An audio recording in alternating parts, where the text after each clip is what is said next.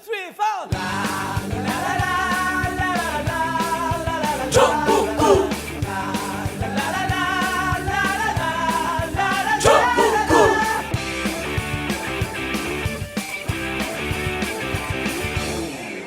단 하나의 정통 정치 팟캐스트 정봉재 전국구 시작하겠습니다. 자, 오늘 함께 하실 분 포털 최강욱 변호사는 지하철 타고 열심히 달려오고 있고 그 자리를 대신해서 땜통 모처럼 땜통하네 한반도 주변 문제 전문가 김창수 박사. 제가 전국구 출연한 지 벌써 몇 년 됐는데요. 예, 땜통 처음이에요? 땜통 처음일 뿐만 아니라 최강욱 변호사보다 먼저 소개된 적도 처음입니다. 이지아는 많이 됐는데 이지아 정부에 들어갈 것 같던데. 아, 그래요? 예. 전국구에서 배출한 1호 예. 강요입니까? 강요는 아니고. 강요 아니에요? 네, 강요는 아니고 어디 갖고 뭐 문지기나 하고 있겠지. 자, 오늘 처음 나오셨죠? 네, 처음 나왔습니다. 예, 홍익표 더불어민주당 의원님 자리하셨습니다. 네, 안녕하세요. 홍준표가 아니라 홍익표입니다. 예. 아니 근데 제가 홍익표 의원님한테 질문이 있는 게 왜 예. 제가 아는 홍 씨들은 대부분 다 홍 그다음에 표로 끊습니까? 또 다 뭐로? 표자 돌립니다. 아, 홍진표. 홍진표도 있고 뭐 홍일표 의원도 있지 않습니까? 지금 예. 국회에 홍 무슨 표 해가지고 4명이 있는데요. 저를 포함해서. 아, 4명이나 있어요? 네, 그러니까 이제 새누리당의, 그러니까 이제 자유당이죠. 예. 자유당의 홍문표, 홍일표 의원님. 아. 그다음에 우리 그 더불어민주당의 홍영표, 홍익표 이렇게 그렇네요. 4명입니다. 예. 아, 저기는 의원이 아니네, 홍준표는. 그렇죠. 하도 의원인 척하고 다녀갖고. 그래서 그런 홍표가 일단은 정치권에다 많이 있을 뿐만 아니라 예. 하여튼 뭐 많아요. 홍학표 옛날에 뭐, 예. 뭐 이런 분들 되셨던 것 같고 그리고 홍영표 의원은 이번에 원내대표 떨어지신 분. 그렇죠. 삼선이죠, 거기. 삼선 지금 환경노동위원회 위원장이죠. 거기도 의원들이 너무 많이 들었고 장관 가기는 안 되네. 그리고 이제 전국구가 보이는 라디오로 만약에 된다면요. 예. 우리 홍익표 의원님 얼굴을 우리 전국구 청취자들께서 보시면은 예. 이분은 여기 나오실 게 아니라 요즘 문재인 정부가 예. 얼굴 패권주의라고 그러잖아요. 비주얼 패권주의. 예. 그래서 예. 거기 가셔야 될 분이다. 그렇게 생각하실 거예요. 아니, 오늘 제가 그 품격 시대에 네. 나는 섭외하는 줄 몰랐는데 작가들이 섭외하다가 안 되면 네. 다른 방송 나한테 얼른 연락이 오거든요. 채널 A 외부자들이나 정치적으로 얼른 와. 이 섭외가 안 됐습니다. 그럼 이제 내가 연락을 해주는데 품격 시대는 찾게 갖고 연락을 안 한 거야. 근데 원래 거기 섭외가 됐다가 그 TV에 많이 봐요, 은근히. 네. 그렇군요. 거기서 비주얼 한번 보여줬어야 되는데. 예. 이제 보는 분들이 많이 찾아볼 거예요. 한번 불러주시면 제가 예, 나갈게요. 통일부 장관 가야 되는데. 전혀 아직 연락받은 바가 없어서요. 그러니까 아무도 연락 안 받았으면 누가 연락 받은 거야. 그런데 이렇게 이제 장사 미사들 사이에서 떠돌아다니는 이야기는 예. 이 정부의 외모 패권주의에 딱 맞는 통일부 장관 예. 외모만 맞을 뿐만 아니라 한반도 핵심 문제 전문가 국회 더불어민주당에서 가장 한반도 문제를 예. 정통한 분이시거든요. 아니, 핵심 문제가 아니라 한반도 중앙 문제 전문가. 김창수 박사는 주변 문제 저는 전문가. 주변으로 항상 주변으로 내모시잖아요. 예. 그래서 딱인데 오늘따라 이렇게 비행기를 태우게 되면 부담스럽습니다. 아니, 우리 비행기 태워요. 그러다가 나 마지막에 출발해 보내버려. 아니 그리고 우리 전국구의 특징이 뭐냐면 이 맨날 우리 봉도사님이 자랑하잖아요. 전국구에 나온 사람은 다 뜬다. 다 스타돼. 다 스타 만들어준다. 박시영 스타 되는 거 봐요. 그 듣보잡이 좀 이따 올 거야. 근데 최강욱 이지아도 몸값이 엄청 올라왔어. 아니 뭐 이재호 변호사는 벌써 이 정부에 그러니까 이재호 변호사님은 무슨 얼굴 패권주의에 전혀 해당되지 않으실 텐데. 근데 비주얼은 자기도 좋다고 생각해. 그분은 뭐냐면은요 탕평책으로. 탕평책.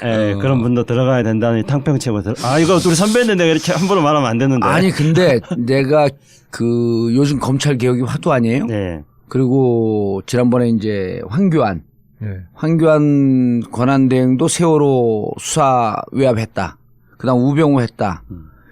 그래갖고 최강욱하고 이재화가 나와서 검찰개혁 완투펀치가 되는 바? 그렇죠. 예. 야, 레전드야, 레전드. 아무도 못 쫓아가. 그리고 최강욱은 그 검사들의 사생활. 누구는 누구하고 친하고 누구는 누구하고 친하고 자기가 예비군 훈련 누구 시켰고.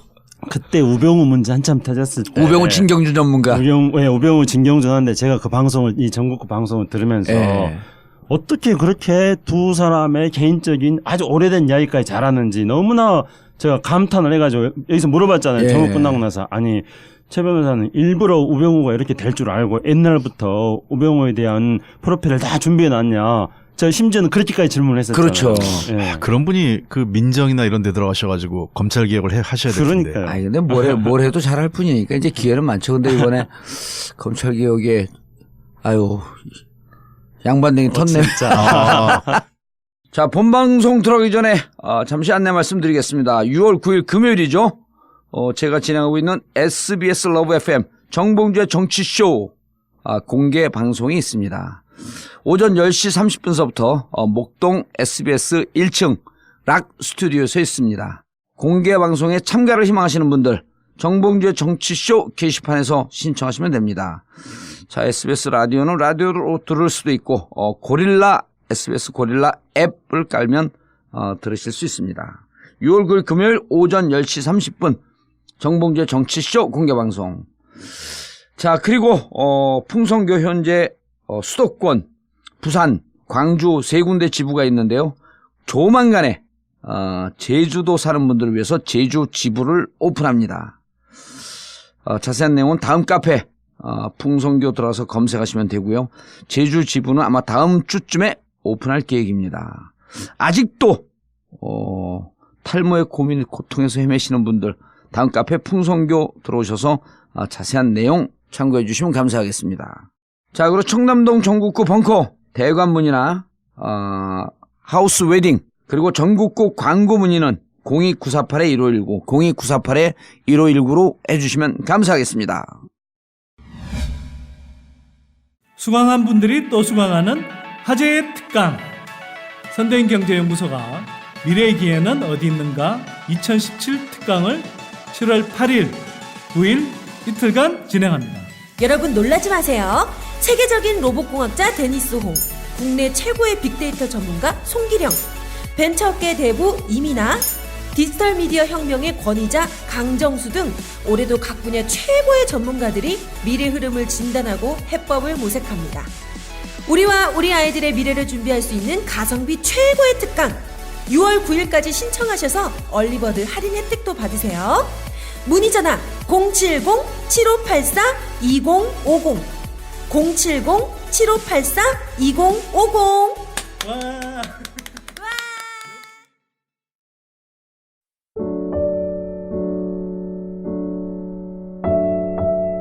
정권 교체 이후 세월호에 대한 관심이 무척 높아졌습니다. 진상규명, 안전사회 건설을 위한 발걸음이 한결 가볍고 빨라졌습니다. 세월호 가족들의 기대가 점차 높아지고 있고 우리 사회도 이제 세월호 희생자들에 대한 부채를 갚아야겠습니다. 지금까지 가족들의 손을 잡아준 분들 고맙습니다. 여러분의 도움으로 함께 살아왔습니다. 마지막까지 세월호 가족들의 손을 잡아주세요. 인터넷 검색창에 세월호 가족지킴이를 검색하세요. 여러분 한 분 한 분의 고마운 관심과 후원을 기다리고 있습니다. 세월호 가족지킴이.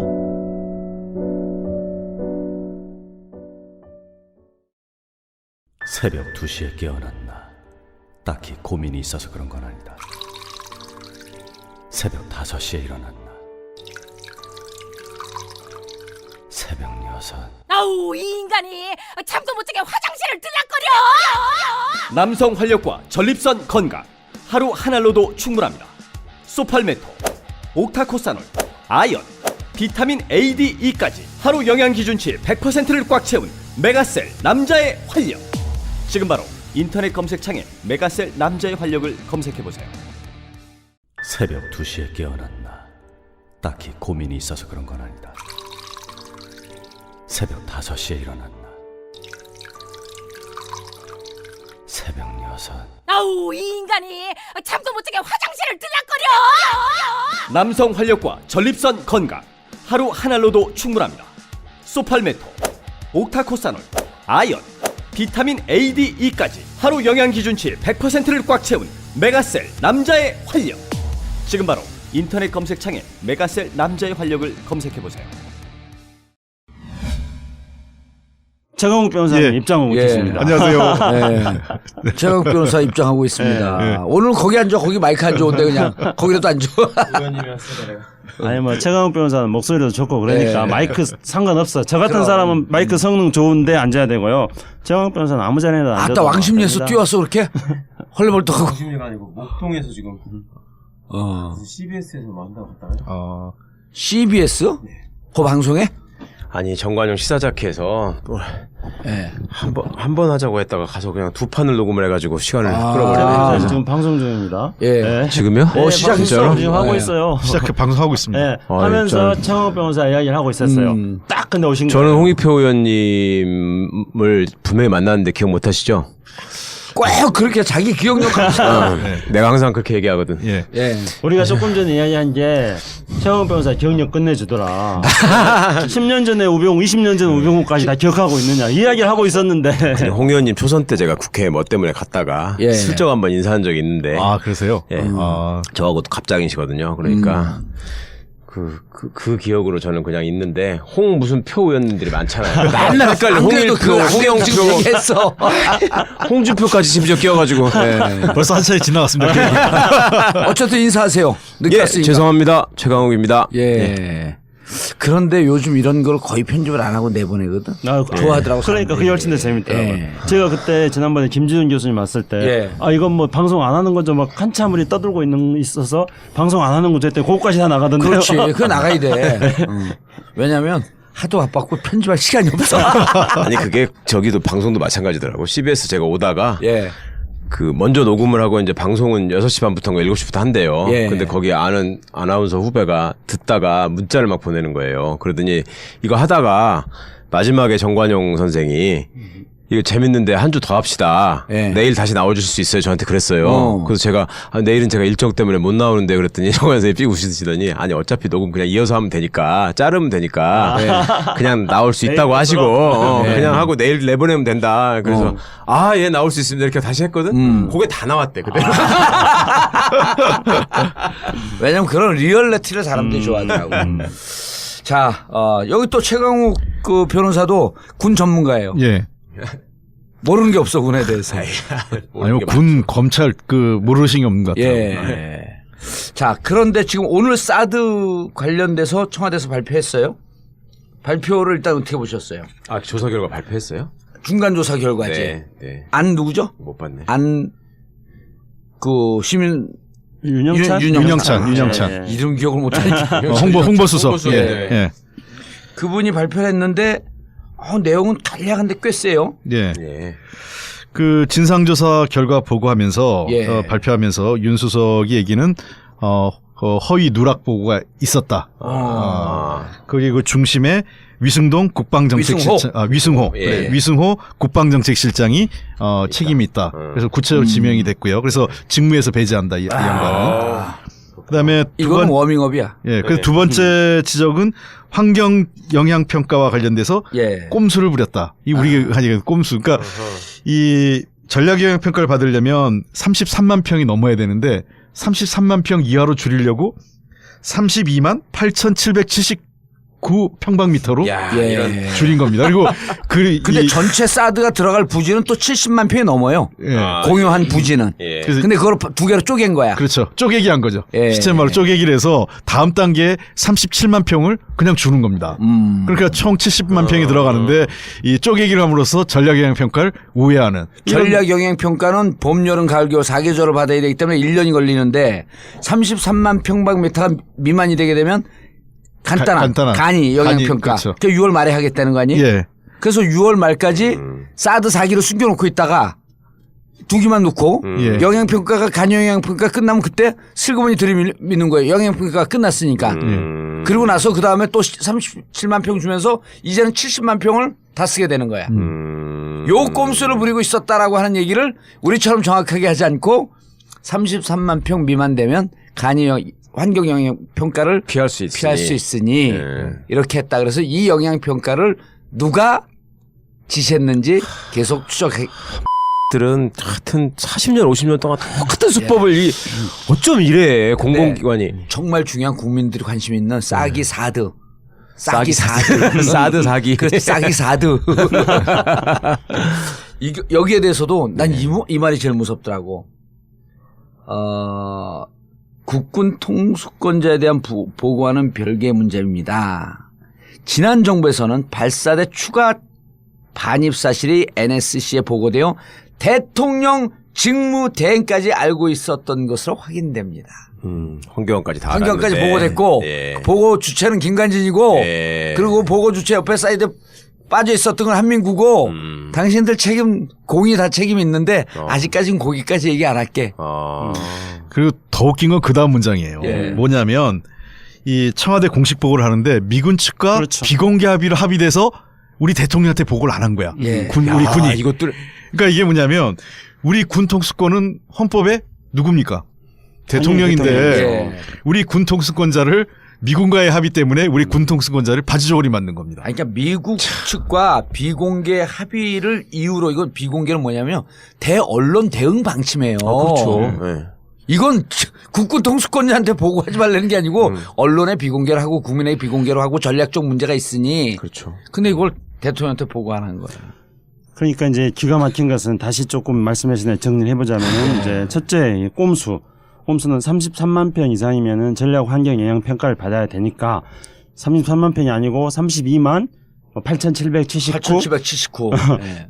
이런 식으로 네. 이제 평수를 줄여서 네. 꼼수로 보고했고 그러고 나서 환경 영향 평가가 간이 환경 영향 평가로 끝나면은 다시 30만 평 이상을 37만 평을 주고 다시 이제 그 공유하는 걸로 이 첫 번째 꼼수에 대해서 우리가 일단은 역사상의 꼼수 중에서도 뭐라 그래야 될까요? 마왕 최대 마왕 꼼수 뭐 이렇게 그건 말을 아니고, 예. 그건 아니고 달빛 꼼수. 달빛 꼼수? 그건 또 뭔 말씀입니까? 문제는 무시한. 그다음에 이제 두 번째는 우리가 지금 분개하고 있는 거는 이제 과거에는 황교안 고난대행에게 다 보고를 보고했다는 해놓고 거예요. 이번에는 보고를 안 했다는 점. 그리고 세 번째는 이제 또 분개 우리 홍 의원께서 말씀하셨던 거는 한미 간에 비밀로 합의를 한 거니까 우리 대통령한테는 보고 안 했다는 점. 이 하나하나 자체가 전부 다 우리가 놀랄 만한 사건들입니다. 놀라운 사건이고 청와대가 무척 열받은 거죠. 딱 입하고. 그러니까 지금 윤영찬 홍보수석은 굉장히 절제되고 예. 차분하게 얘기했지만 이건 상당히 그 내부적으로 부글부글할 만한 사안이죠. 예. 그러니까 아까 말씀하신 대로 우리 그 봉도사님 말씀하신 것처럼 언론에 비공개를 하라는 얘기는 언론에 외부에 알리지 말고 예. 국내 그 핵심 전략적 이 라인을 알고 있어야 되는 내용을 아니 군 통수권자니 대통령을 모르게 하고 그 일부 그 언론처럼 대통령을 모르게 하고 자기들 마음대로 한다는 게 말이 안 되는 거죠. 그리고 황교안 전 총리 그 권한대행한테는 다 보고를 해놓고 직선해서 합법적인 대통령이 된 문재인 대통령한테는 보고를 안 했다. 예. 이걸 누가 이해하겠습니까? 그렇죠. 그리고 저는 이해가 가는데. 지금까지 관행을 보면은 이 사람들의 사고 방식을 보면 선배님도 어떤 건데요? 청와대 계셨으니까 알잖아요. 물론 저도 이제 하고 싶은 이야기였지만은 우리 또 군에 대해서 잘 아는 최강욱 변호사. 아니 예전에 제가 그 장성 진급비리 수사를 할 때도 거기에 이제 그 중령 대령 준장급 실무자들을 조사를 해보면 뻔한 얘기를 거짓말하거든요. 뻔한 얘기를. 그 왜 뻔한 얘기까지 이렇게 거짓말하면서 이렇게 그렇죠. 시간을 끄는 이유가 뭐냐라고 얘기를 하니까 그때 당시 아주 핵심 보직에 있던 군인 하나가 그런 얘기를 해요. 지금 청와대는 386 좌경 세력들에 의해서 장악돼가지고 이 좌경 세력들이 군대를 장악하려고 하기 때문에 우리는 여기에 절대로 응하면 안 되고 그래서 도저히 이거에 협조할 수 없다. 이렇게 얘기를 해서 그러면은 니네들은 청와대가 지금 군 통수권을 행사하는 조직인데 대통령의 통수권에 복종하지 않으면 누구한테 복종하는 거냐. 그 대답을 안 해요.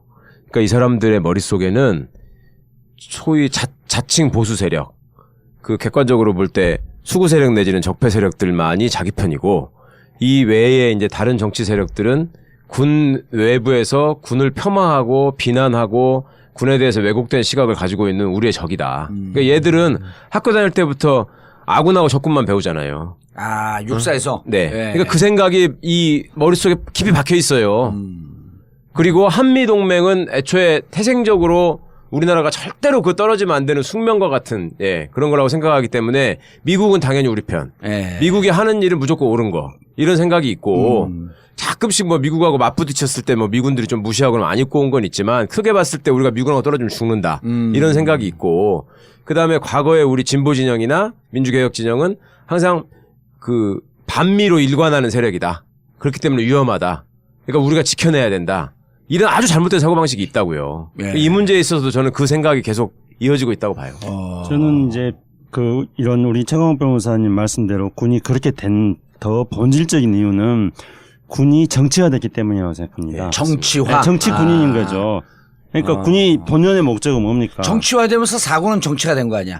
사고는 체가 되고. 체가 됐죠. 예. 그러니까 군은 외부의 군사적 유혹과 침략으로부터 국민의 생명과 재산을 지키고 예. 군 통수권자가 외부의 위협에 맞서서 너희들 나가서 싸워라. 그러면 언제든지 통수권자의 지시를 받아서 나가서 싸워서 이길 준비를 하는 게 군대가 돼야 되는 건 당연한 거 아니겠습니까? 예. 근데 그렇지 않고 이게 군의 정치 개혁 이후에 군이 우리나라의 정치를 좌지우지한 세력이 되었습니다. 그렇기 때문에 자신들의 정치 개혁을 정당화시켜야 될 명분을 만들어야 되는 거죠. 그렇기 때문에 금방 이제 최강욱 변호사님 말씀하셨던 그런 뭐 온갖 상황을 갖다 대서 예. 자신들의 정치 개혁을 정당화시키는 것입니다. 그리고 저는 이번 정치 개입을. 네, 정치 개입을요. 그리고 저는 이제 이번 또 건중에서 이 통수권자에 대한 도전 행위로서 정말 저는 깜짝 놀란 게 하나 있습니다. 문재인 대통령께서 이거에 대해서 조사를 해라 하면서 이게 혹시 또 환경 영향 평가를 피해가려고 하는 거 아니냐 하는 의문을 문재인 대통령이 던졌잖아요. 제일 처음부터 그 얘기를 제일 처음에. 했어요. 그러나 그게 무슨 뜻인가 그 평수 뭐 이런 얘기 안 네, 나왔을 때니까 그렇죠. 문재인 대통령은 누구보다도 제일 먼저 이 내용을 알고 있었던 거예요. 그렇죠. 그러니까 이제 문재인 대통령 과거의 청와대 경험 때문에 그렇죠. 군이 늘 이런 식으로 허위 보고한다는 걸 알죠. 알고 있었기 아니고. 때문에. 그런데 그 후에 국방부에서 거기에 대해서 반발한 거 아니었습니까? 네. 그러니까 저도 당시에 이제 그 반발하는 걸 보면서 굉장히 화가 났는데 어떻게 반발했냐면 이제 그 부지 공여된 거는 예. 실제로는 10만 평 이하다. 네. 그렇기 때문에 이거는 환경 영향 평가 대상이 아니다. 그렇죠. 33만 평방미터면 10만 평이죠. 예. 맞아요. 그렇죠. 예. 33만 평이니까. 예, 그렇죠. 예, 10만 평이하다. 예, 딱 10만 평으로 잘라버린 거예요, 그걸. 그렇기 때문에 이거는 환경 영향 평가 대상이 아니다. 네. 이렇게 또 반발하는 거였거든요. 그런데 이번에 이제 청와대 조사를 해서 발표한 걸 보면은 온갖 꼼수는 다 버렸잖아요. 그러니까. 심지어 그 33만 평방미터에 맞추기 위해서 사드 제공 부지를 이렇게 U자형으로 해서 거꾸로 된 이상하게 거꾸로 된 만들었다는 U자형으로 해서 가운데는 쏙 빼놓고 그렇게 평수 맞추려고 거꾸로 이렇게 된 했다는 거예요. 말발굽이었죠. 그게. 거꾸로 된 말발굽. 예. 그러니까 그렇게 놓고 자신들이 꼼수를 부려서 평수를 그렇게 환경 영향 평가를 받기 위해서 일종의 조작을 해놓고 나서 대통령이 그걸 지적하니까 그거에 대해서 또 반발하면서 이런 언론 플레이를 한 거잖아요. 예. 이건 있을 수 없는 일. 이런 게 바로 군이 정치화된 걸 말하는 그 겁니다. 전에 26일 날 자기들이 실무 업무 보고할 때 보고했다는 거 아니에요. 네. 그러니까 얘들이 김대중 노무현 정부 시절에 대통령 기록물을 얼마나 철저하게 보관한지 분류하고 보관한지를 모르고 26일 날 보고했습니다. 그러니까 청와대에서 바로 찾아본 거 아니에요. 문서를 만들면서 거기다 등급을 다 매기지 않습니까? 네. 나중에 그다음에 연말에 가서 다시 한번 확인, 네. 퇴임할 때 다시 한번 확인. 이 두 단계로 확인하는데 보고를 했다는 거야. 그래서 서를 딱 보니까 없으니까 보고받은 뭐 없다 그러니까 뭐라 그래요? 할 말이 없습니다. 할 말이 없습니다. 실무 그랬어요. 보고는 누구한테 한 거였어요? 26일. 안보실장한테 그 보고를 정책실장이 했다는. 안보실장한테 보고할 때요. 그렇죠. 정책실장이 그 안보실장한테 안보실장한테 위승호가 네. 그 정의영 네. 그 안보실장한테 보고를 했는데 그때도 빼먹고. 그때 빼먹은 거예요. 네. 그러니까 다 알고 있는 내용이기 때문에 예. 뭐 그렇게 해도 뭘 압니까? 근데 네. 그 내용을 네. 이 정부는 새로운 정부는 보고받은 내용이 한 없는 번도 거예요. 정식 보고 받은 적이 없는데. 그렇죠. 네. 아니 4월 26일 날 YTN에 보도됐어요. 네네. 보도됐는데 그거 무슨 보고를 된 거 국방위원이시잖아요. 국방위원은 아닌데 예. 그때 국방위원들도 통일부 장관이에요? 이런 거죠. 그러니까 그때 언론 보도가 몇 차례 있었지만 네. 언론 보도를 확인하지 않았어요. 국방부가 NCND를 한 거죠. NCND 안 했고 해줬죠. 그것을 근데 이철이 질문했지만은 네. 김종대 의원한테 확인해 봤더니 국방위에서 계속 질문했는데 끝까지 NCND였다는 거예요. 저게 지금 YTN에 나왔는데 네, 저게 네. 동영상에 나왔고 네 통이 가고 있는데 저 빨통이 무슨 빨통이냐 이게 큰 통이 가고 네. 있는데 근데 그걸 끝까지 그리고 사드라고 하고 지금 사드라고 알려줬다라고 이제 이렇게 네. 그 발사대라고 했는데 끝까지 답변을 안 했다는 거예요. 그때도 계속 그런 게 있습니까? 이런 거예요? 근데 거기서 이제 중요한 거는 종편이 교묘한 논리를 만들어서 지금 현재 사드 문제를 공개하고 투명하게 진행하려고 하는 문재인 정부를 공격하지 않습니까? 예. 그 외부자들이요? 내부자들 빼놓고 그 이제 논리 중에 하나가 바로 언론에 이미 알려진 거고 그리고 사드 한 개 포대를 한다면은 거기에는 6개 발사대라는 걸 의미하는 건데 네. 청와대는 그것도 몰랐느냐 예. 이런 식으로 해서 청와대 무능론으로 공격을 하지 않았습니까? 그러면 제가 반론으로 이렇게 이야기하고 싶습니다. 그러면은 종편이 대통령한테 보고하는 거냐? 국방부에 보고 이런 거 절차 없이 네. 종편이 보고하는 거냐? 대한민국 문재인 대통령이 트럼프냐? 네. 트럼프 대통령은 팍스뉴스 보고 받는다면서요. 근데 우리 대한민국 대통령이 무슨 트럼프냐? 그러니까 종편에서 보도한 걸 가지고 그걸 국방부의 보고가 없었는데 그걸 사실로 받아들여야 된다는 말인가? 예. 이렇게 우리가 질문을 던져볼 수 있지 않습니까? 그리고 바로 중요한 거는 이제 그동안에는 발사기가 6개에서 2개가 들어오는 건 언론에 보도가 되지 않았습니까? 예.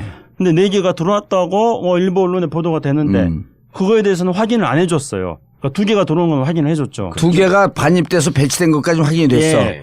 4개가 들어온 거는 언론에는 4개가 들어왔다고 말했는데 그거는 국방부에서 확인을 해주지 않았고 그다음에 심지어 청와대 보고할 때도 4개가 들어왔다는 사실에 대해서는 삭제를 했습니다. 예. 그렇기 때문에 청와대에서는 당연히 4개가 들어온 물어봐야 것을 되는 왜 거죠. 삭제했느냐 그거에 대해서 조사를 하는 건 너무나 당연한 겁니다. 근데 그것을 사드 1개 포대는 원래 6개 발사대로 구성되어 뻔한 있는데 건데. 너희들 그것도 모르느냐 아니 그러니까 이런 이렇게 거예요. 질문하는 건 말이 안 된다는 거죠. 홍 장관님 이런 거야. 장관이 아니죠. 자꾸 홍 장관으로 가지. 아니 이런 거야. 우리 다들 군대 갔다 왔잖아. 물론 면제당한 된 사람들도 있지만 대통령을 중대장이라고 하면 네. 소대장이 김관진이에요. 김관진 대통령한테 보고를 합니다.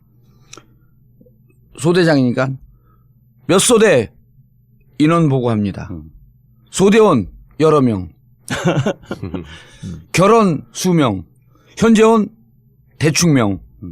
하나도 보고를 안 한 거예요. 그 근데 너는 6개짜리 보고 안 한 거야. 원래 그거는 소대원 정규 숫자가 정해져 있는데 너는 그것도 몰랐느냐? 아니, 소대원 이렇게 몇 명인지 질문하는 거야. 몰라요? 그렇지. 그리고 보면 몰라 여기 왔다 갔다 하잖아 애들이. ROTC 근데- 훈련받은 흔적이 약간 나오네요.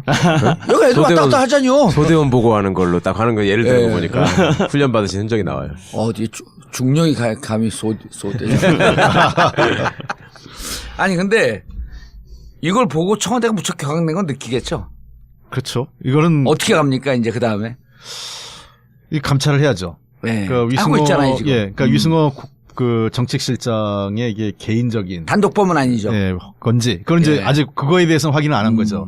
이제 근데 여기 그게 복선하냐? 전임 정권에서는 권한대행도 알고 있었다. 예. 이게 복선이지. 예, 의미 있는 얘기 같아요. 예. 그렇죠. 그러니까 이 삭제를 뭐 미군 측하고 합의해서 이렇게 했다. 지금 명분을 그렇게 한 것 같아요. 미군이 삭제해달라고 해서 모든 보고서 드러냈다. 그러면서 이제 대통령 보고서까지 다 빼낸 거죠. 그러니까 그렇다면 이 그 과정에서 그러면 대통령한테 보고해야 되는 필요성을 못 느꼈냐? 그리고 누가 이 결정을 빼고 대통령한테 보고하는 과정을 생략했냐? 지금 한민군 장관은 자기는 아니라고 지금 그러고 있어요. 그러니까 조사해보면 안다. 또 뭔 말도 이상한 말도 했어. 뭐 말은 말이고 뭐 그게 뭔 말이야. 무슨 그리고 그리고 그런 거지. 조폭 두목이 항상 누구를 가서 정봉주가 마음에 안 드니까 가서 사시미 칼로 담궈라. 담궈라 이런 얘기는 절대 안 하죠. 그러면 맞아요. 정봉주가 요새 좀 시끄럽게 돌아다니더라. 요거 한마디면 되는 거지. 그럼 그 자기가 부하들 보면서 네. 미소를 짓는 거야. 야 시끄러운데 니들 안 시끄럽냐? 뭐 하고 있는 거야? 이렇게 쓱 물어보는 거죠 그냥. 그리고 하려는 것도 아니고. 말이 안 되는 것이 국방부라는 데가 옛날부터 그 군부 정권 시절에는 청와대하고 한 몸이라고 생각하던 조직입니다. 그래서 통수권자를 자기 선배 겸 그 진짜 센 대장이라고 생각하기 때문에 청와대 보고가 한 번 있다고 하면은 그 글자 크기, 간격, 개수, 마침표 그렇죠. 위치까지 몇 번씩 독해를 하는 집단이에요 이게. 독해를 했대잖아 이번에. 그럼요. 근데 정책실장이 주관했기 때문에 장관이 몰랐다? 이것들이 정말로 진짜 선수들끼리 그러지 말았네. 그러니까 제가 그 말씀에 한마디만 덧붙이면요. 공무원들이 그 보고할 때 예. 또는 부를 때 예. 무조건 보고에 신경 써야 되고 부르면 무조건 가야 되는 곳이 3군데가 있습니다. 예. 정말 첫째 청와대. 예, 그렇죠. 청와대 보고를 제일 신경 쓰는 거예요. 예. 첫째. 그다음에 부르면 무조건 가야 되는 곳 청와대고 두 번째로 국회. 세 번째로 감사원. 네. 그러니까 공무원들은 3군데는 무조건 속되게 말해서 깨갱하는 겁니다. 근데 청와대 보고를 하는데 네. 그거를 예. 그냥 밑에서 실무전에서 청와대 보고서를 다 쓰고 거기서 끝났다. 이거는 가끔 뭐 다 저기 하는 사람들도 있잖아요. 경찰. 경찰 음주운전으로. 그리고 또 말이 안 되는 게 늘 지금 얼마나 민감한 때인지 아십니까? 지금 아무리 얘기도 안 했어 나는. 누가 뭐라 그래요? 군인들이 늘 얘기하는 게 지휘주목이라는 용어를 쓰거든요. 지휘주목. 보통 사람들이 잘 안 쓰는데 군대에서는 늘 쓰는 말이 지휘주목. 이게 뭐냐면 지휘관의 뜻이 어디 있는지를 생각해서 항상 거기에 맞춰야 된다. 그러면 문재인 대통령이 아하. 네, 후보 시절 때부터 선거 때마다 제일 많이 질문을 받고 제일 많이 강조하고 했던 부분, 국방정책 부분 중에 안보, 사드가 1등이에요. 예, 사드 1등이에요. 네, 이거는 지휘 주목을 하는 그렇죠. 입장에서는 당연히 1번에다가 넣어야 되는 예, 보고사항이에요. 근데 그걸 빼놨다. 이게 저도 이제 군 장교로 네. 전역을 했는데 아니 근데 지금 상임위는 어디예요? 지금은 산업자원 통상위원회. 근데 왜 자꾸만 통일부 장관으로 이름이 오르락내? 제가 말씀드렸잖아요. 예. 지금 현재 원래 통일부 전문가시잖아. 더불어민주당 내에서뿐만 예. 아니라 여야를 초월해서 예. 통일 문제에 가장 정통하신 분입니다. 예. 그럼 아마- 김창수는 저는 주변 문제. 통일 한반도 중앙 문제 전문가. 통일 문제하고 귀태 문제. 그왜 기태 그거 왜 사과했어 그때? 사과 안 했어요. 안 했어요? 네. 유감스럽다. 유감스럽다 그랬죠. 그뭐 사퇴하셨잖아요. 그러고서 뭐해서. 대변인. 그만 대변인 뒀죠. 사퇴했죠. 뭐 그때 그 당대표가 불편해하니까. 그때 끝까지 버텼으면 지금 통일부 장관 진짜 영순인데. 그 교육부 장관 해야죠. 네, 잠깐 근데 해보셨는데. 그 군대에서 제일 핵심이 예. 제일 강조하는 게 두 가지예요. 하나는 경계고 하나는 또 하나는 보고입니다. 그렇지. 맞아. 그러니까 경계에 실패한 장군은 뭐 예를 들면 그 지휘자는 그냥 아웃이에요. 그건 군법에 해부됩니다.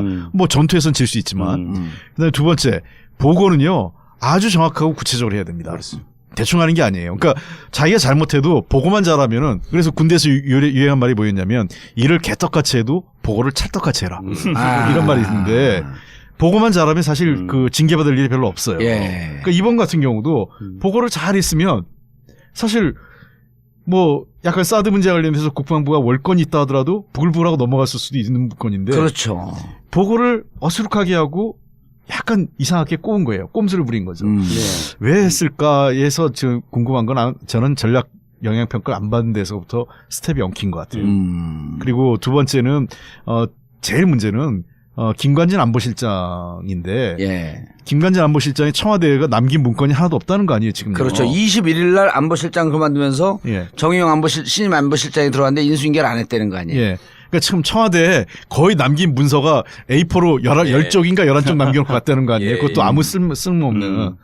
그러니까 지금 이런 이것들 어떻게 해야 돼 저거를? 자 그러니까 이렇게 엉터리를 해놓고 떠난 거란 말이에요. 네. 그러면은 업무 인수인계도 안 돼. 보고는 이미 전임한테 했기 때문에 후임한테는 보고 엉성하게 안 해. 수레잡기 싸도 찾아봐라 이런 거야.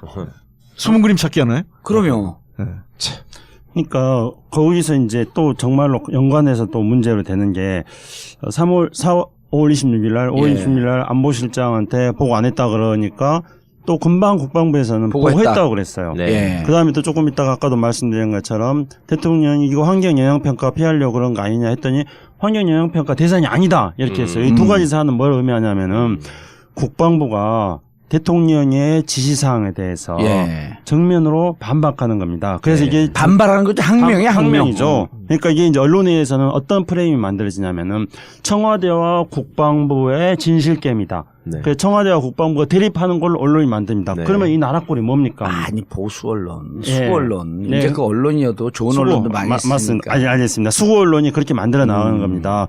그렇게 해가지고 이제 국방부와 청와대의 대립 갈등으로 말하면서 이제 예. 그 다음에 덧붙이는 프레임은 어떤 거냐면은 이거는 비공개적으로 예. 비밀리에 했으면 되는 건데 네. 문재인 대통령이 괜히 까발려가지고 시끄러졌다 이런 식으로 또 만들어내는 거예요. 아니 그래서 그 홍익표 의원님 지금 이제 그 수구 언론에서 만든 프레임 중에 하나가 아니 그거 뻔한 거 26일 날 보도됐는데 그거 좀 보고가 안 됐으면 야 왜 보고가 안 됐냐면서 은밀하게 하고 은밀하게 하지 않음으로 인해서 대중 외교 문제, 대미 외교 문제에 대해서 우리가 똥볼을 차댔다. 그러면서 정말 아마추어 외교고 아마추어 안보관이고 라고 하는 것을 자유한국당 그리고 바른정당 그다음 수구 언론 여기서 이렇게 프레임을 딱 짜고 있거든요. 이게 은밀하게 가야 될 문제예요.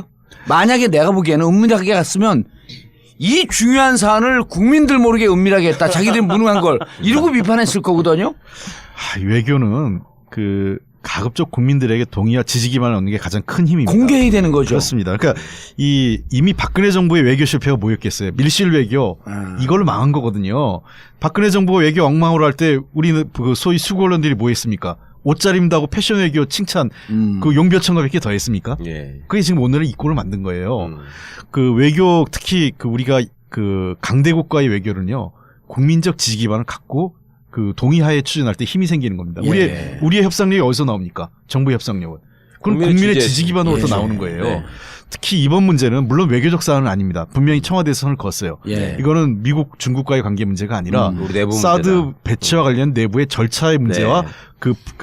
이 과정을 제대로 했느냐 안 했느냐. 네. 국민적 동의를 구하는 과정. 국민적 동의뿐만 아니라 내부 법적 절차. 법적 절차. 법적 절차까지. 예. 예를 들면 환경영향평가 같은 환경영향 경우는 평가. 대표적인 케이스죠. 그리고 그 최고주의자, 지휘권자, 그러니까 군통수권자이 대통령에게 보고를 허술하게 한 면. 예. 이런 뭐 거의 그 허위 약간의 고의적 은폐라고 보고 있는 거죠. 청와대는 거기까지는 표현을 안 했지만 사실상 허위 누락 이렇게 보고 있단 말이에요. 그래서 이러한 문제들에 대해서 그러면은 덮고 넘어갈 문제는 아니라고 생각을 합니다. 아니, 그러니까 소정리죠, 거기가 지금. 소성리. 소성리. 네. 소성리에 지금 환경영향평가도 안 받았기 때문에 6월 말까지, 그러니까 얘들이 주장하는 것도 6월 말에 가면 간이 환경영향평가를 받자는 그 전까지는 지금 삽질 하나 못 한다는 거예요. 아무것도 해놓은 게 없기 때문에. 예. 불법이죠, 지금 하는 거는. 저는 그 두 가지 이유가 있는 것 같아요. 하나는 그 6월 말에 있는 예. 그 간이 환경영향평가에서 자기들의 과정을 이제 그 면접을 덮으려고 받는 하는, 거죠. 예. 그게 첫 번째 이유고. 그러니까 왜냐하면 이 내기가 들어온 거를 끝까지 숨길 수 없잖아요. 대통령한테. 예. 분명히 언젠간 알게 될 텐데.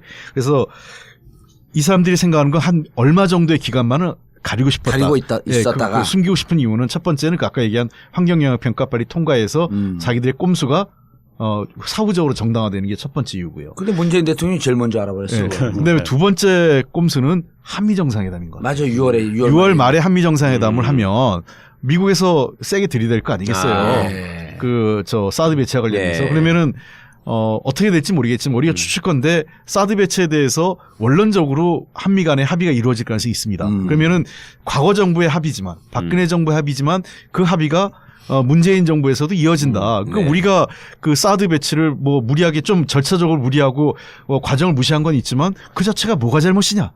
이렇게 되겠죠. 그러니까 자기들로서는 이 간이 환경영향평가 결과가 나오는 그 시점, 그 다음에 한미 정상회담이 끝나는 시점까지는 이러한 그 사드 발사기 사기 반입된 거를 감추고 싶었던 것 같아요. 아, 그리고 우리가 그 우려했듯이 실질적으로 이렇게 하고 두 기를 미리 알받게 해놓은 거예요. 그렇죠. 그렇죠. 예. 그다음에 엑스밴드 레이더 갖다 놓고 여기다가 요거 환경영향평가가 넘어갈 수 있게끔 알받기를 해놓고 넘어간 다음에 진짜 야밤에 슬그머니 이거 네들 갖다 놓으려고 그랬던 거야.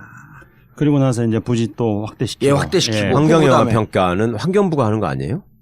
그렇습니다. 네, 그렇죠. 그것도 이제 그동안에 한민구 장관이 계속 올 3월 이럴 때 이제 국방부에서 환경부에 예. 환경영향평가를 할 수 있도록 계속 요청을 했다 이렇게 했는데 예. 환경부에서는 국방부에서 받은 바 없다. 받은 바 없다. 그래서 이제 지금까지 과정을 쭉 살펴보면은 우리가 이제 한민구 장관 이야기를 많이 하는데 한민구 장관은 너무나 예. 앞뒤가 안 맞는 조금만 지나면은 이게 이제 허위 사실이었다는 게 금방 드러나는 네. 그런 발언들을 너무나 많이 했습니다. 예. 근데 아까 말씀하다가 조금 지나갔는데 제가 조금 더 근데 보완을 또 하고 좀 싶어서 지나간 김에 계속 더 지나가면 안 될까? 아니 그 광고. 아 이번에는 제가 우겨보고 싶은데 광고 전에 하면 안 될까요? 아니요, 광고 듣고 해야 돼요. 예. 제가 생각하는 이상적인 사회는 더불어 사는 사람 모두가 먹는 것, 입는 것 이런 걱정 좀 안 하고 더럽고 안 입고 온 꼬라지 좀 안 보고 그래서 하루하루가 좀 신명나게 이어지는 그런 세상이라고 생각을 합니다.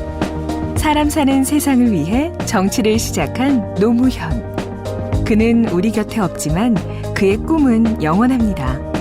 노무현 재단은 사람 사는 세상을 위하여 노무현의 가치와 철학을 전합니다. 노무현이 꿈꾸었고 당신이 꿈꾸는 사람 사는 세상.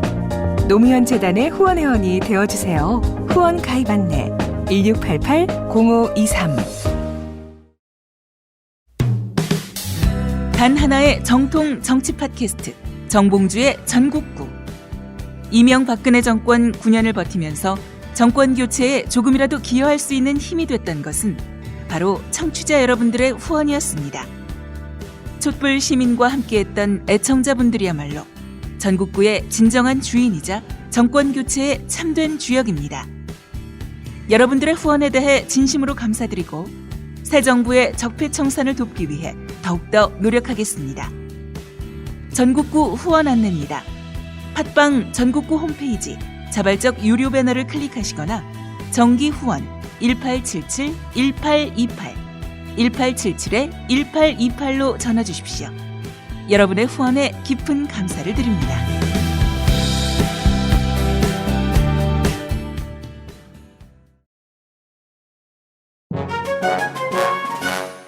이명박근혜 정권에서 가장 커다란 피해를 보신 분들, 바로 정치 스트레스 때문에 머리털이 다 빠진 탈모 환자들입니다.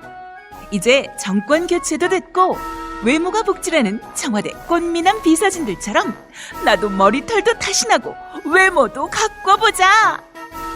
머리가 다시 풍성해지는 꿈. 풍성교에서 이뤄봅시다. 다음 카페에서 풍성교를 검색해 주시기 바랍니다. 이제 한번 믿어보자. 나도 머리털 날 수 있다.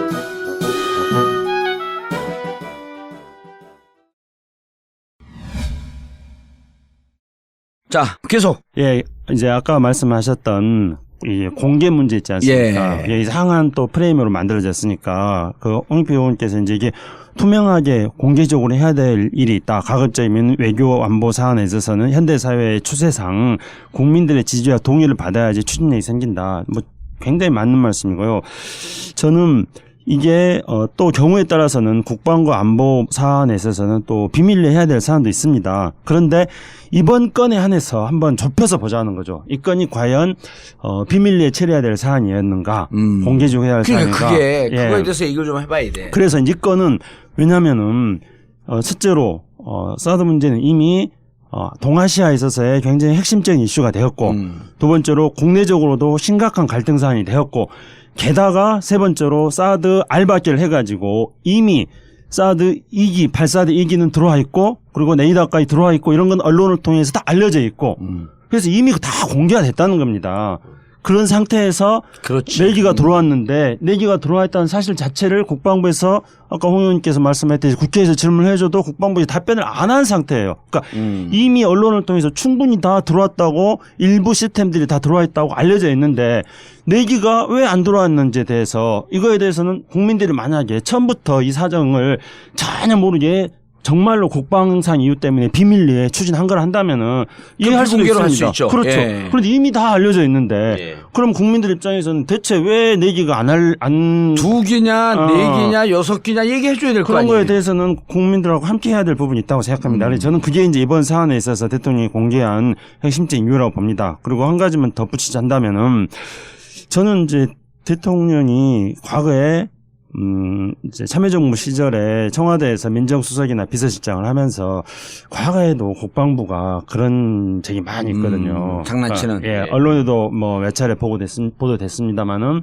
막 가령 작전계획 5029를 미리 합의해 놓고 나서 나중에 청와대에 보고한달까 또는 뭐 서해 NLL에서의 남북한에 무슨 총격전이 있었는데 뭐 우리가 먼저 쏴놓고 그러고 나서 뭐 북한이 먼저 쏘니까 우리가 쐈다 뭐 이런 식으로 뭐 보고를 한달까 이런 경우가 있어서 내부적으로 조사를 했던 적이 과거에 있었습니다. 용산기지 이전 협상도 그 과정 속에서 너무나 많은 문제들이 있었죠. 예. 그래서 이제 문재인 대통령 같은 경우는 이번 것도 국민들이 상당히 많이 알고 있는 부분인데 일부가 지금 국방부가 또 은폐하고 있는 부분이 있으니까 이번 기회에 국민들과 함께 이 문제에 대해서 풀어나가서 그래서 홍 의원님 말씀대로 그것을 국민들과 함께 풀어나간다면은 절차적 정당성이 확보되니까 그렇죠. 어떤 결정을 한다 하더라도 이 절차에 대해서는 힘이 생기는 거죠. 알겠습니다. 홍 의원님. 그런데 이제 이 사드 결정 이렇게 군이 장난을 치고 있는데 홍 의원님께서 지금 문제 제기를 했잖아요. 군내 사조직에 대해서. 핵심에는 이 사조직들이 있다. 그러니까 이렇게 보시면 될 것 같아요. 이 군의 운영과 관련돼서 제가 그날 회의 때 얘기했던 게 크게 세 가지 지적을 했어요. 첫 번째는 이 군대 비밀주의.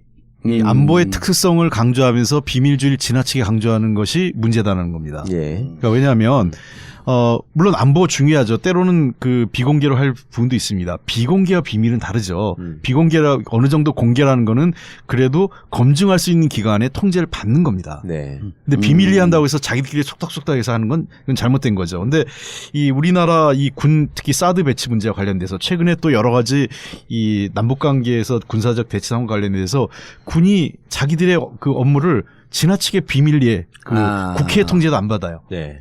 이런 것들은 잘못된 거죠. 이게 비밀주의에 따라서 그 법적 절차도 무시하려고 하는 경향이 있다는 거죠.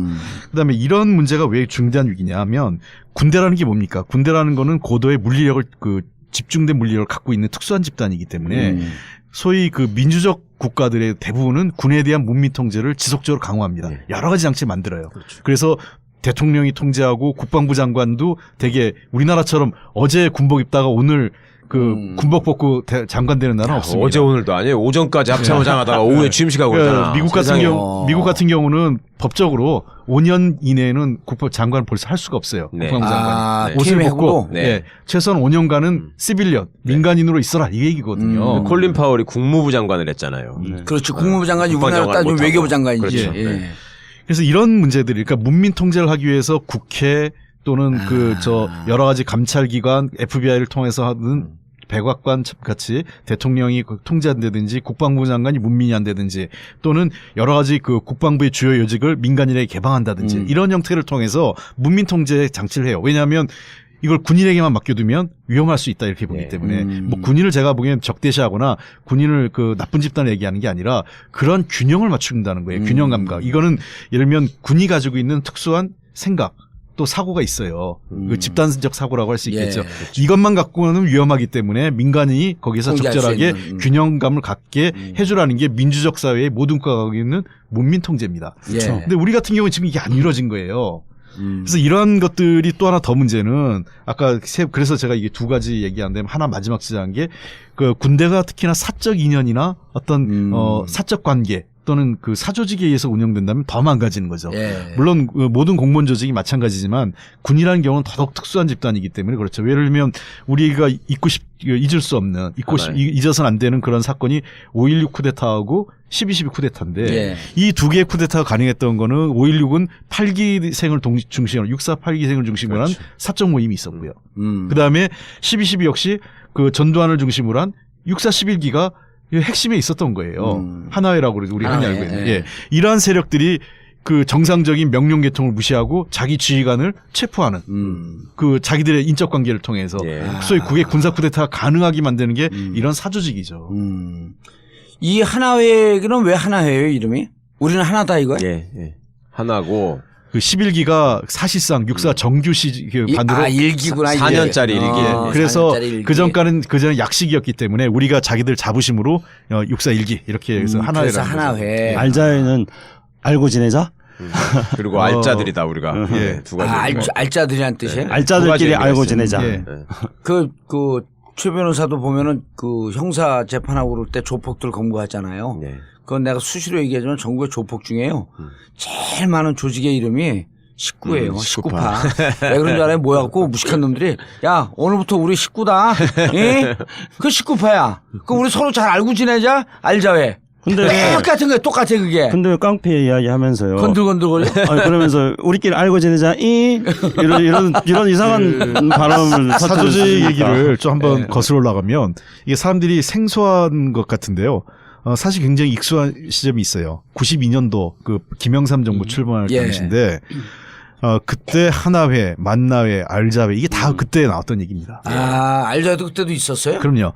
그때 파악이 됐죠. 그러니까 뭐냐면 그 당시에 하나회는 6.4 11기로부터 한 24기인가 3기까지 갔어요.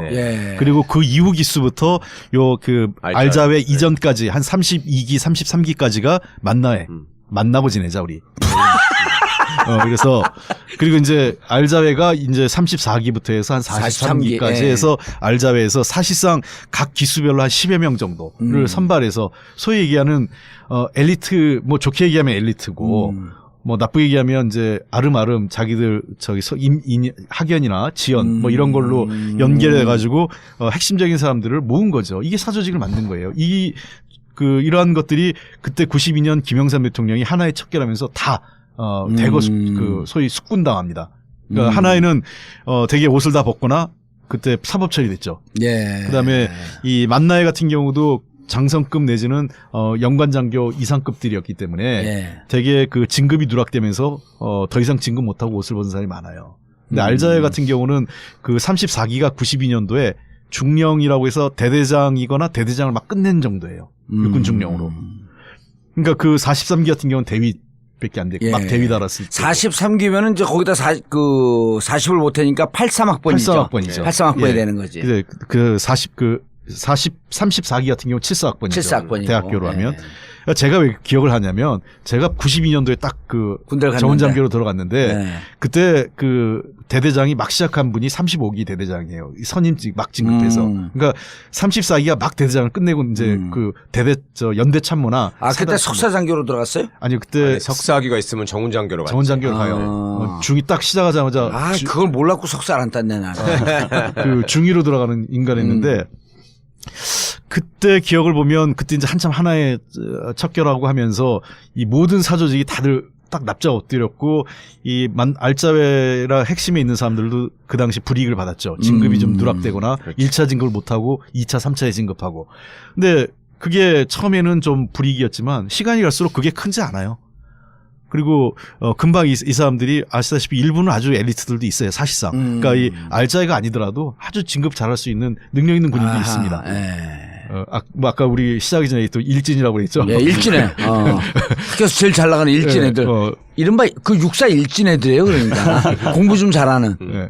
그래서 이 사람들이 그 승진을 하면서 자연스럽게 자기 후배들을 챙기는 거죠. 그러니까 모든 그 정부기관에 보면 어디를 가면 승진한다 이런 게 있습니다. 그렇죠. 그러니까 예를 들면 정책 자리가 라인, 있죠. 인사 라인 이게 되게 핵심입니다. 정책실과 인사실이 어느 정부기관에서도 다 핵심 인사들이 가고 거기를 자기가 인사처장하고 다음 후배한테 인사처장 물려주고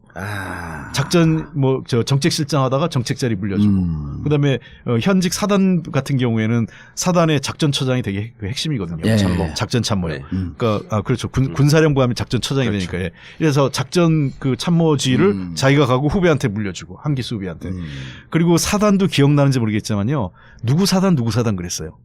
그러니까 제가 처음에 갔을 때만 해도 아직 전두환 씨에 대한 이 사법 처리가 없을 때니까 1사단은 뭐 전두환 사단, 9사단은 노태우 사단, 제가 갔던 21사단 같은 경우는 이진삼 사단 뭐 이래가지고 자기 그 부대에서 배출한 참모총장이나 4성급 장군의 이름을 붙여요. 그래가지고 당시 하나의 중심으로 해서 잘 나간 사단에는 그 후배들이 계속 왔습니다. 실제로 제가 21사단 있었는데 그때도 가서 조금 있다가 물러간 그 사단장도 하나였고 후임도 하나였다가 옷 벗었죠. 예. 김영삼 등 들어서면서. 예.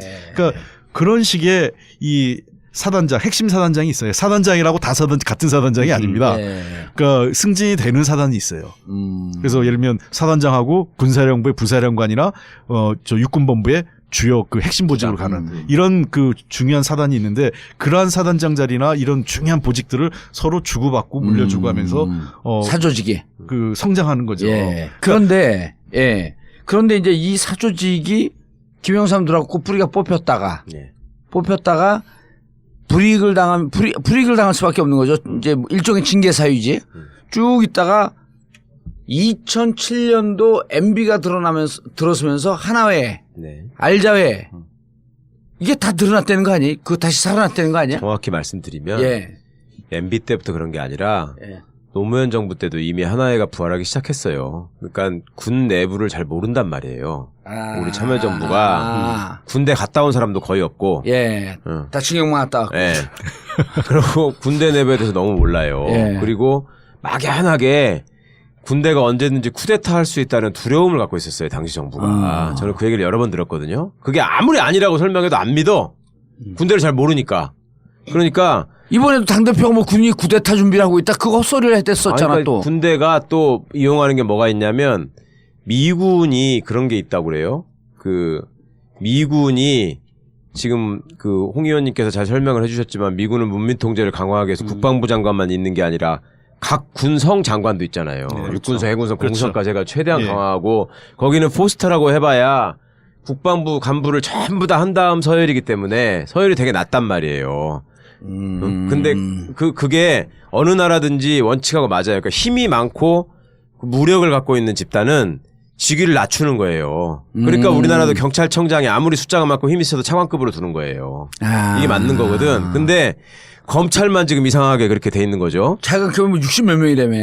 예, 검찰만 이렇게 막 부풀려 놓은 건데 어쨌거나 우리나라는 군대하고 검찰이 군부 독재를 지탱해온 두 축이기 때문에 거기가 이렇게 다 오버가 돼 있잖아요. 의전 서열이. 근데 그게 지금도 유지되고 있는 건데 그때 군인들이 허위 보고를 하면서 내부적으로 자기들끼리 뭐라고 안심을 하는 논리가 있었냐면 전 직접 들었는데 어차피 통수권자는 군대하고 한 몸이 된다는 사실에서 떨어지는 순간 굉장히 두려워할 수밖에 없다. 그걸 절대로 외부로 공개하지 못한다. 응? 그리고 우리를 처벌하기 위해서는 법적으로 처벌을 해야 되는데 사법권은 우리한테 있다. 군사법제도가 별도로 있기 때문에. 그러니까 두려울 게 없어요, 이 사람들이. 허위복을 하는 데 있어서도. 그리고 청와대가 군을 너무 모르기 때문에 과거에도 검찰 인사를 왜 독립시킨다고 제대로 된 사람을 뽑아봐라 했던 것처럼 예. 군대 인사도 니네가 좋은 사람을 한번 뽑아봐라 이렇게 했거든요. 그러니까 하나의 사람들이 군대에서만 쫓겨났을 뿐이지 다 죽은 게 아니거든요. 바깥에 다 있잖아요, 그 사람들이. 그리고 군대라는 것처럼 예비역과 현역의 조직이 끈끈한 데가 없어요. 이 사람들은 예비역으로 퇴직한 사람도 계속 지네 사단장이고 지네 군사령관이고 계속 그 앞에 가서 경례 붙이고 장관이고 뭐고 소용없어. 무조건 기수지. 그러니까 외부의 과거 하나의 사람들이 어차피 또 영향력을 발휘하고 지가 잘 아는 사람들을 집어넣고 그런 사람들이 거의 다 컴백을 합니다. 참여정부 때 이미. 그리고 그것이 꼭 사조직이 준동해서라기보다도 지네들끼리의 아름아름의 인맥으로 아 얘가 제일 똑똑한 애야 이러면서 시키는 거예요. 그게 계속 이어져 온 거죠 여기까지. 이게 왜 이런 문제가 사조직 문제가 좀 심각하냐면 군 아까 말씀하신 것처럼 군은 이런 그 물리력을 가진 집단이기 때문에 여러 가지 통제 장치를 그리고 내부 견제 장치를 둬요. 그러니까 예를 들면 우리가 기무사령부라고 하죠. 기무사령부가 굉장히 필요한 조직입니다. 실질적으로 왜냐하면 군내 여러 가지 동향을 그 다른 형태로 정보 파악을 대통령이 못하기 때문에 그러한 군내의 여러 가지 동향을 파악하기 위해서 대통령이 기무사령부를 두고 있는 거거든요. 그리고 이제 대선 때 댓글 조작도 하고 그래 이제.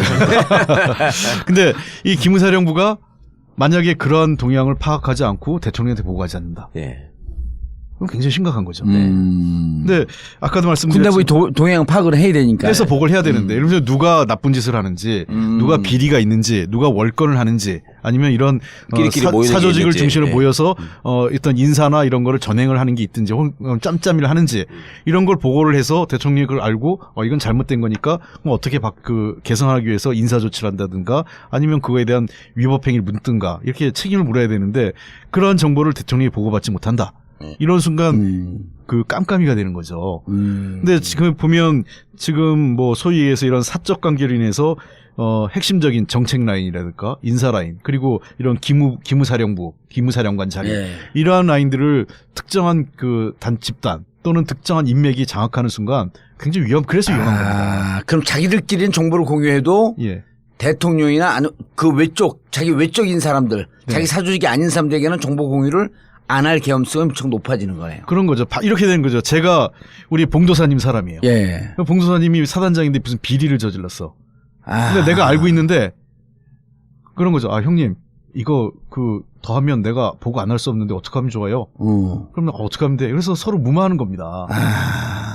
근데 그렇지 않고 나하고 관계없는 사람은 어떻게 하겠어요? 깔끔하게 윗선으로 보고서 써서 그 인사 조치하게 할 거 아닙니까? 그리고 여기에는 반인산업이나 이런 등등 또 퇴역한 장군들이 로비스트가 돼갖고 군내의 반인산업과 그 끈끈하게 연동이 되어 있잖아요. 그리고 나를 칠 수 없다라고 하는 이런 것 때문에 계속 끊임없이 부정한 짓을 저지르면서 부를 축적하려고 하고 있고.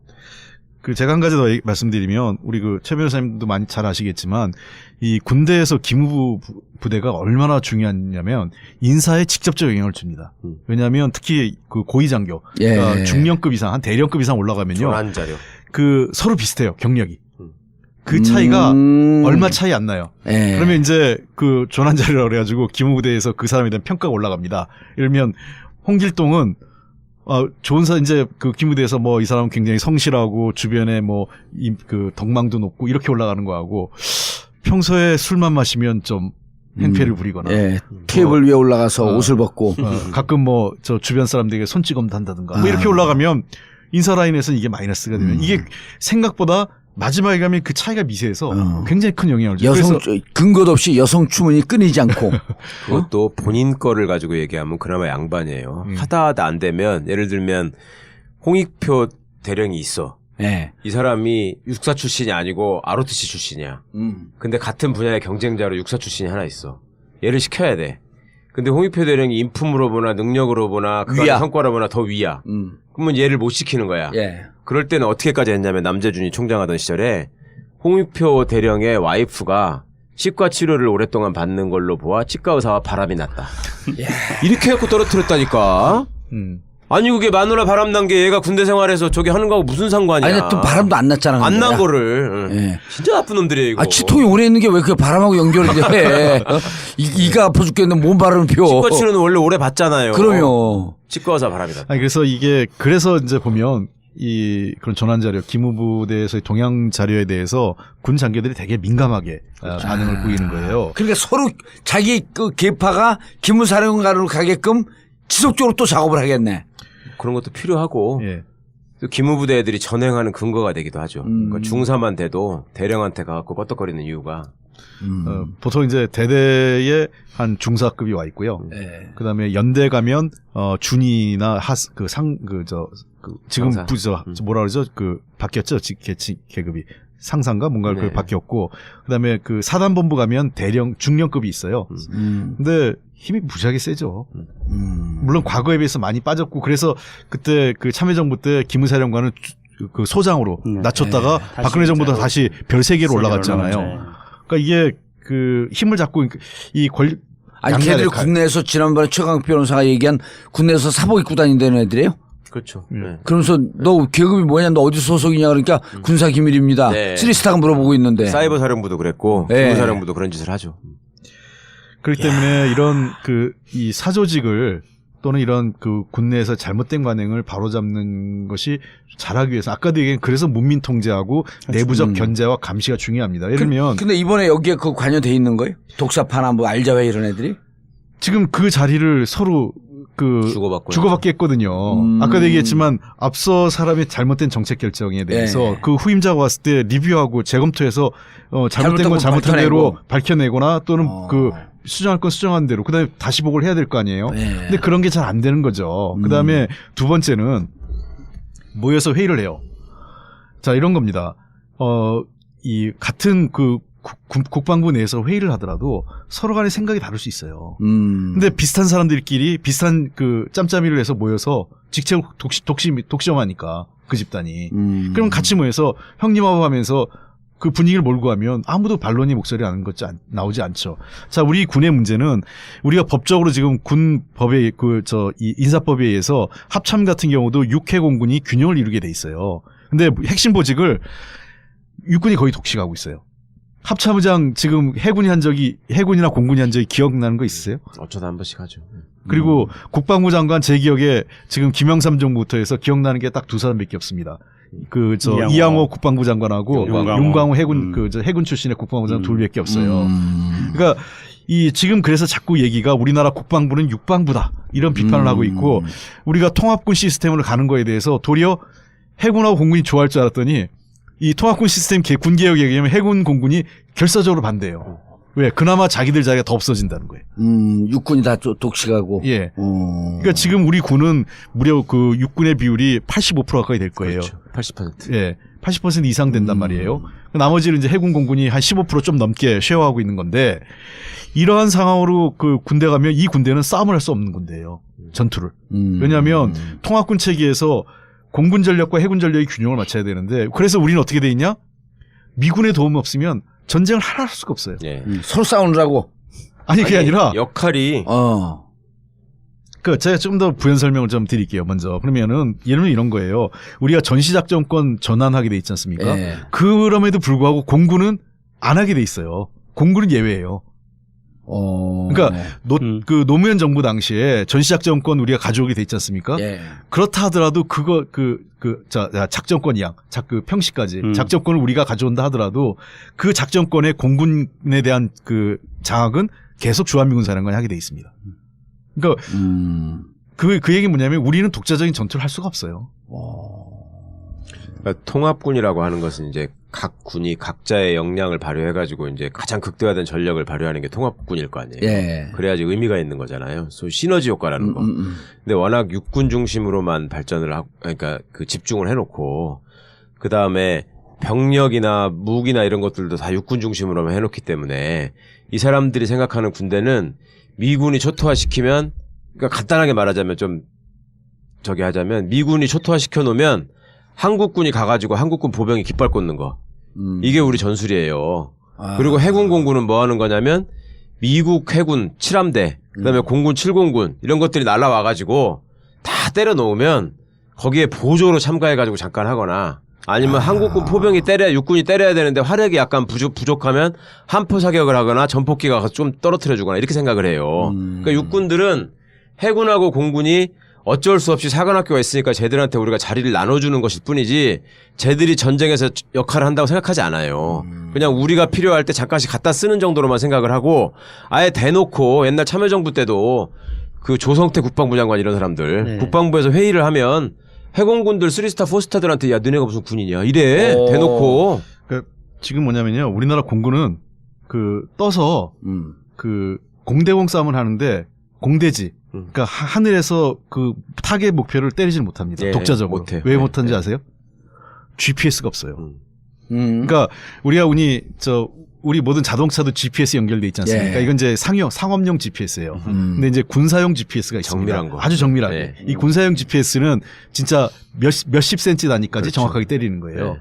우리 사업용 GPS는 옆도로 가면 이게 한 10m, 20m까지 인식을 못 해요. 예, 인식을 못 하죠. 예, 그래가지고 그냥 옆에 도로 가도 옆에 도로 가도 다른 도로 가도 달리고 밑에 밑에서 좌회전 우회전 그렇죠. 막 계속 고가로 달리고 있는데. 그러니까 이 상업용 GPS 갖고는 싸움이 안 되고 군사용 GPS를 받아야 되는데 우린 군사용 GPS 능력이 없어요.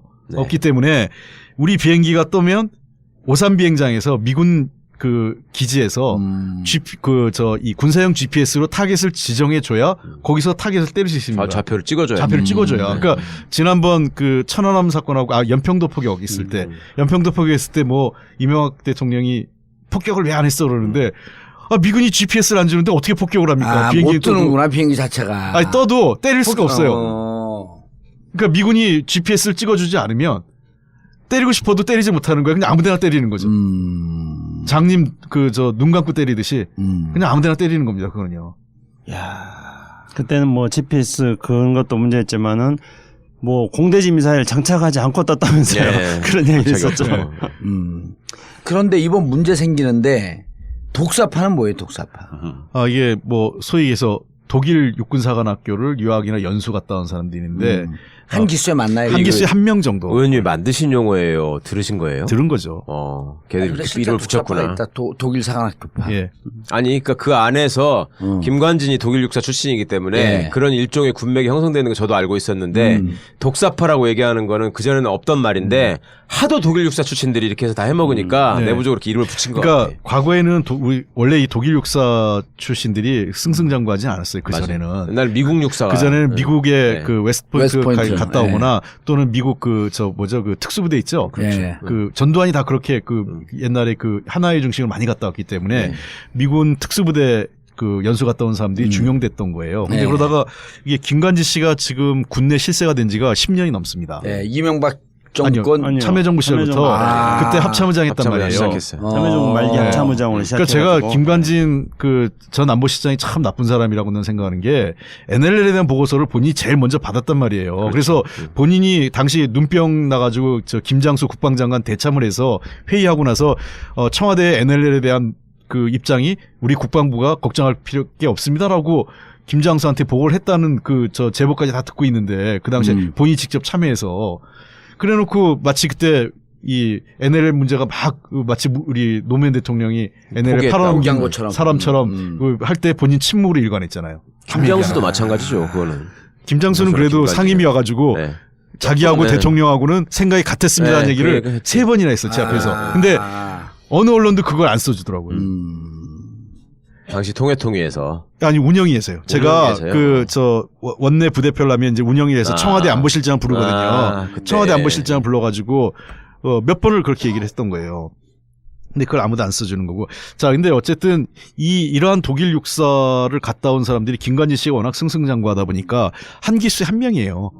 네, 한 기수에 한 명 갔다 오다 보니까 얼마 안 되잖아요. 그러니까 이 사람들이 물론 이럴 수 있습니다. 아주 엘리트한 사람들이 갔던 것도 있어요. 그러니까 그 시체말로 군에서 꽤 잘 나가는 그 능력 있는 사람이 선발된 측면도 있지만 어쨌든 이 문제는 좀 조사가 필요한 게 그럼에도 불구하고 그러한 것들이 그 사람들의 인사상의 그 어떤 이익으로 혜택으로 부당하게 작용됐는지는 내부 감사가 필요하다는 거죠. 왜냐하면 그런 얘기가 군내에서 굉장히 많아요. 일부 언론에서 저 사조직에 대한 문제 제기하니까 뭐 군심이 부글부글 한다는데 제가 드는 군심은 반대입니다. 그 군심은 지금까지 혜택 본 사람들 얘기고 실제로 인사상의 불이익을 본 사람이 95%가 넘어요. 사실은 김관진 씨가 이제 독일 육사를 중심으로 하기도 하고 자기하고 근무연이 있는 사람들을 집중적으로 진급을 많이 시켰잖아요. 보직도 많이 주고. 그러니까 군대 내에 거기에 불만이 있을 수밖에 없고. 그러네. 거기서 소외된 사람들. 그렇죠. 최근에 들은 얘기로는 하도 군 인사에 그 전에 이제 김관진은 안보실장 몫을 달라, 박흥렬은 경호실장 몫을 달라. 이래가지고 한민구하고 알력이 생겨가지고 장관이 허수아비가 되고 김관진 맘대로 다 한다. 이런 얘기도 있었거든요. 그런데 군대에서는 진급이 안 되면은 그게 그 군대는 계급으로 사람을 그냥 평가를 해버리기 때문에 너무 그게 절실하거든. 그러니까 그거에 대한 후일담이 항상 나올 수밖에 없는데. 이 김관진이라는 사람이 너무 오랫동안 있었고 자기 사람을 너무나 계속 심어왔고 그리고 이제 그런 것들을 또 제어할 수 있는 저기가 없었어요. 그러니까 그거를 박근혜 때 그래서 그 기무사령관 장경욱 씨가 독일 육사가 너무 해먹는다라는 보고서를 만들고 그다음에 저기 박지만이 동기인 37기들이 뭐 저기에서 뭉치는 걸 경계해야 된다는 보고서 썼다가 잘린 거 아닙니까? 그렇죠. 장경욱이. 예. 그러니까 이게 제가 새삼스럽게 얘기한 게 아니라요. 기억하시는지 모르겠지만 정윤의 문건 파동 있지 않습니까? 이 정윤의 문건 파동 때 이미 알자회에 대한 이 실체를 민정 라인에서 그것도 박근혜 정부 민정 라인에서 파악을 했어요. 이게 다 최순실하고도 연결돼 있고 우병우하고도 연결돼 있는 겁니다. 그 당시에 박한천 경감인가요? 경정. 박한천 경정이 문서를 유출했다고 그래서 문제가 됐지 않습니까? 처음에 찌라시라고 그랬다가 어쨌든 법원이 한 거는 이건 청와대 문건을 인정했잖아요. 그 청와대 문건이 최순실의 그 군인사 개입에 대한 그 문건이 있었어요. 동양보고. 동양보고 문건 중에 있었구나. 거기에 알자회의 세력화에 대한 실태가 나옵니다. 그리고 거기에 이제 당시 기무사령관이 핵심적인 역할을 하고 있고. 그리고 이것을 당시 민정 라인에서 실체를 파악하고 했고 김기춘 비서실장에게 이거를 처리하라고 건의를 했지만 반대 현상이 벌어진 거죠. 그걸 보고했던 사람이 다 잘린 거죠. 정윤의 문건 파동을 계기로 다 잘리고 조홍천 박관천 다 잘린 거죠. 사법 처리까지 되고 일부는. 그리고 반면에 김기춘 실장의 우병우와 손을 잡고 이 라인을 다 그대로 살려준 거죠. 그거 승승장구한 겁니다. 그러니까 그때 여러 가지 이것도 조사를 해봐야 돼요. 그때 최순실이 진짜 군 인사 개입에 이 보고서에 따르면 개입한 거로 나오거든요. 그래서 실제로 그 최순실과 우병우가 군 인사에 개입을 했는지 안 했는지 그리고 이 당시 이러한 민정 라인의 보고서를 우병우가 개입해서 이거를 축소하고 그냥 덮었는지 이거 그 내부 감찰을 해야 되는 문제가 한번 감사를 해야 되고 필요하면 검찰 수사해야 되죠. 이번 사드 이 4기 숨기고 발사대 숨기고 발표하지 않은 걸 파고 들어가게 되면 군 개혁으로 바로 들어가겠네. 그러니까 군대라는 게 아까도 말씀드렸지만 늘 자기들이 해오던 방식 그대로 자기들끼리의 피하 식별하는 방식 그대로 지네들 편한 대로 지금 일을 해오다가 꼬리가 하나 잡힌 거죠. 그런데 이번 기회에 그렇습니다. 그리고 항상 배경으로 삼는 거는 그러면은 한미동맹 없이 어쩔 건데 이게 배째라고 덤비는 거예요. 그러니까 그게 과거에 통수권 그러니까 그 작전 통제권 반환하는 문제에 있어서도 그 옛날 사람들이 군인들이 군복 입고 그 성조기 들면서 광장에 앉아 있었던 게 지금 그 성조기 태극기 집회 시작 아닙니까? 참여정부 때 그런 짓거리를 아주 확신에 차가지고 하고 있기 때문에 이번 기회에 정말 확실하게 이 본때를 보여주지 않으면 그리고 제도적으로 이걸 정비하지 않으면 이 사람들은 계속 반복할 것이다. 그 군대 내 사조직 때문에 홍익표 의원님이 일부 언론에서 군심이 부글부글 한다고 보도한 거에 대해서 지적을 하셨는데요. 저는 군대 내 사조직의 존재는 한마디로 말씀드리면은 이거는 반군 행위이고 해군 행위라고 생각합니다. 그러니까 군대에 반하는 거고 군대에 대해서 해악을 끼치는 행위입니다. 왜냐면은 이제 기본적으로 볼 때 뭐 군대 내 특정 세력의 이익을 가지고 군대의 인사라든가 모든 것들을 좌지우지한다는 것 자체로서 그렇죠. 당연히 이거는 네. 있을 수 없는 일이죠. 그런데 이제 좀 더 크게 한번 생각해 보면은 저는 우리나라 군대에 있어서의 국방 개혁의 결과 그러니까 그 목표는 존경받는 군대가 되는 거라고 생각합니다. 우리나라 국민들이 이른바 스타들, 별들을 어떻게 생각합니까? 대부분 국민들은 뭐 똥별이다, 뭐 이런 식으로 도둑질 하려고 존경하지 않거든요. 그런데 우리 이 국가를 위해서 외부로부터의 침략을 지키기 위한 이 군인들을, 이 군대들에 대해서 우리 국민들이 존경을 하는 군대를 만들어야 되는 거죠. 근데 국민들이 군대를 존경하지 않는 이유는 바로 이런 해군 행위를 하는 군대를 해롭게 만드는 이런 사조직들이 군대 내에 존재하기 때문입니다. 아까 우리가 이제 미국 이야기를 많이 했습니다만 미국은 철저히 문민 통제를 하고 그래서 사성 장군도 미국에서 만약에 뭐 차관보 정도가 한국에 오더라도 여기에서 사성 장군이 나가서 그렇죠. 영접하는 겁니다. 그러니까 군은 철저하게 계속 우리 두 분이 말씀하신 것처럼 어떤 물리력을 행사하는 집단이기 때문에 철저하게 통제를 받는 거죠. 대신에 그들에 대해서는 철저하게 존경을 해줍니다. 국가적으로 사회적으로 군의 역할에 대해서 철저하게 존경을 해주고 군이 곳곳에서 혜택을 누릴 수 있도록 다 보장을 해주는 거거든요. 근데 우리나라 군대가 사조직이었고 정말로 국가를 위해서 국민들의 존경받는 그런 군대가 된다 한다면은 군인들의 지위라든가 신분도 사회적으로 훨씬 높아질 것입니다. 알겠습니다. 사드 배치를 통해서 본 이번 사드 하게 되면 좀 밝혀지겠죠? 전반적인 것을 한번 조사를 해봐야 돼요. 그러니까 이 문제가 단순히 지금 현재까지 드러난 거는 허위 보고, 그다음에 보고 누락 이거지 않습니까? 그 허위 보고 뒤에 누구죠? 위승호 뒤에 누가 있는지. 그거 이제 찾아내야 되는 거죠. 찾아내야 돼. 그리고 이게 단순히 위승호 현재 국방실장 정책실장 한 사람의 책임만은 아니지 않습니까? 전임자들도 다 인지했던 사실일 거고요. 이미 기획했을 거니까 그 앞서 전임자도 있기 때문에 이런 사람들에 대해서도 한 번쯤은 더 조사를 해야 되죠. 알겠습니다. 군 사드 배치 문제에 대해서 사드는 사드대로 제대로 국민적 동의 절차상의 하자가 있는지 짚어봐야 될 것이고 환경 영향 평가 문제에 대해서도 반드시 정리를 해야 될 필요가 있고요. 그리고 차제에 국민과 등지고 있는 군내의 사조직 이번에도 역시 발본색원하기를 기대하면서 정봉재 전국구 마치겠습니다. 감사합니다. 감사합니다. 감사합니다.